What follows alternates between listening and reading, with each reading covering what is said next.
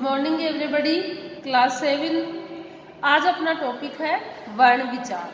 अब देखो बच्चों, वर्ण विचार में सबसे पहले देखेंगे हम वर्ण की परिभाषा। अब देखो वर्ण किसे कहते हैं। वर्ण जो हिंदी भाषा में सबसे छोटी इकाई होती है ना, वही वर्ण होता है। अब देखो, वर्ण हम उस मूल ध्वनि को कहते हैं या कहा जाता है जिसके क्या खंड नहीं हो सकते, अर्थात जिसके टुकड़े नहीं हो सकते हैं। मनुष्य अपनी वाणी द्वारा जो ध्वनि उत्पन्न करता है उसके चिन्ह अर्थात लिखित रूप को ही हम क्या कहते हैं, वर्ण कहते हैं। कि मनुष्य अपनी वाणी द्वारा जो बोलता है ना, जो वाणी द्वारा जो ध्वनि उत्पन्न करता है उसके चिन्ह अर्थात उसके लिखित रूप को क्या कहते हैं, वर्ण कहते हैं। अब देखो बच्चों, ध्वनि बोलने और सुनने से संबंधित है। ध्वनि क्या होती है, हम जो बोलते हैं फिर जो हम सुनते हैं वो क्या होती है, ध्वनि होती है।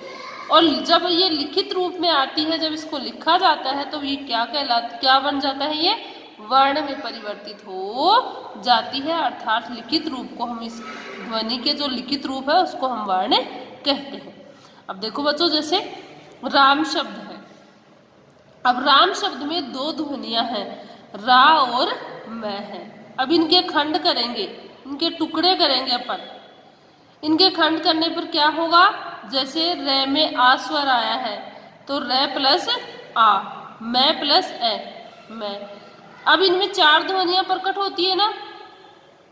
अब देखो, ध्वनियां अलग अलग होती है ना। अब ध्वनियों का हम खंड नहीं कर सकते। जैसे ए है, ए के हम खंड करेंगे तो इसका कोई खंड नहीं होगा ना, क्योंकि स्वर और व्यंजन तो अलग अलग हो सकते हैं, लेकिन इन ध्वनियों के हम खंड नहीं कर सकते। और जब ये ध्वनियां अपने लिखित रूप में आती है तब यही क्या कहलाती है, वर्ण कहलाती है। अब देखो बच्चों, अब यहाँ चार ध्वनियां प्रकट हो रही है।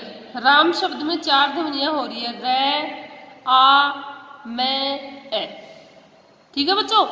अब देखो, अब इनके और अधिक खंड नहीं हो सकते, ये मूल ध्वनियां है और ध्वनि को ही वर्ण कहते हैं। अर्थात मूल ध्वनि अपने जिस रूप में लिखी जाती है वही क्या कहलाती है, वर्ण कहलाते हैं। जो मूल ध्वनि होती है वो वर्ण कहलाते हैं। अब देखो बच्चों, वर्ण को हम अक्षर भी कहते हैं।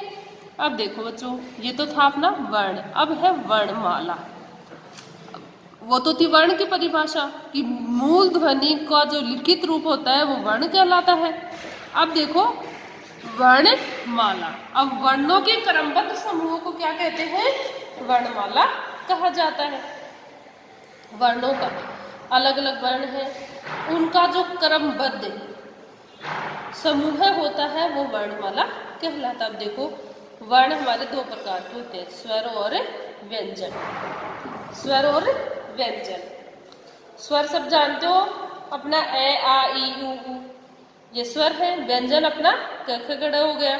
अब देखो बच्चों, स्वर सबसे पहले देखते हैं। स्वर, स्वर वे वर्ण है जिनका उच्चारण क्या होता है, स्वतंत्र रूप से किसी दूसरे वर्ण की सहायता के बिना ही होता है, अर्थात अपने आप में वो पूर्ण होते हैं। स्वर, स्वरों का जब हम उच्चारण करते हैं तो वहां किसी दूसरे वर्ण की आवश्यकता नहीं होती है हमें। अब हिंदी में स्वरों की संख्या 11 है। जैसे ए है, ए का हम उच्चारण कर रहे हैं तो इसमें कोई दूसरी ध्वनि नहीं आ रही है ना, और ना ही हमें किसी दूसरे वर्ण की आवश्यकता पड़ रही है। स्वर अपने आप में क्या होते हैं, पूर्ण होते हैं। वहां स्वरों में कोई दूसरी ध्वनि नहीं आती है। जो व्यंजन होते हैं उसमें जरूर, उसमें क्या होता है, व्यंजन में स्वर और व्यंजन दोनों, स्वर के व्यंजन क्या होते हैं, स्वर के सहारे लिखे जाते हैं। अब देखो बच्चों, अपने स्वरों की संख्या ए, आ, ई, उ, री, ए, औ। ठीक है बच्चों। अब देखते हैं बच्चों, स्वर भी कितने प्रकार के होते हैं, 3 प्रकार के होते हैं। जो ये स्वर दिए हुए हैं ना अपने, ये भी 3 प्रकार के होते हैं। सबसे छोटे, फिर उससे बड़े। ठीक है। जैसे देखो बच्चों, ह्रस्व स्वर। ह्रस्व स्वर में होते हैं अपने ए, ई और उ, छोटा ई, छोटा ऊ। ये तो हो गए अपने ह्रस्व स्वर। दीर्घ स्वर जो बड़े स्वर होते हैं, जो बड़ी मात्रा जहाँ आती है, जैसे आ, बड़ी ई, बड़ा ऊ, ये हो गए अपने दीर्घ स्वर। फिर आता है एक आता है अपना प्लस स्वर। प्लस स्वर में क्या होता है, जैसे ओम लिखा जा रहा है, ठीक है बच्चों।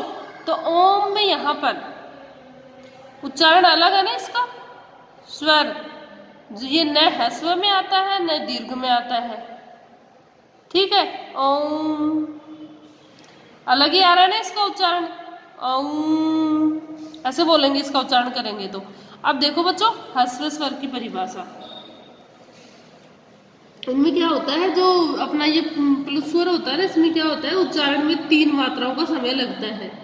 इनका प्रयोग हिंदी में प्राय बहुत कम होता है, नहीं होता है वैसे, लेकिन यहाँ पर ना 1 मात्रा आती है ना 2 आती है, बल्कि 3 मात्राएं आती है। जैसे अब देख लो ओम आ रही है ना। अब देखो बच्चों ह्रस्व स्वर, इनके उच्चारण में 1 मात्रा का समय लगता है, इसलिए ये क्या कहलाते हैं, ह्रस्व स्वर कहलाते हैं, जैसे ए ई उ। दीर्घ स्वर, इनके उच्चारण में 2 मात्राओं का समय लगता है, जैसे आ ई उ, ये क्या कहलाते हैं, दीर्घ स्वर कहलाते हैं। ठीक है बच्चों, आज की क्लास यही समाप्त करते हैं। वीडियो को लाइक कीजिए, सब्सक्राइब कीजिए, शेयर कीजिए। धन्यवाद।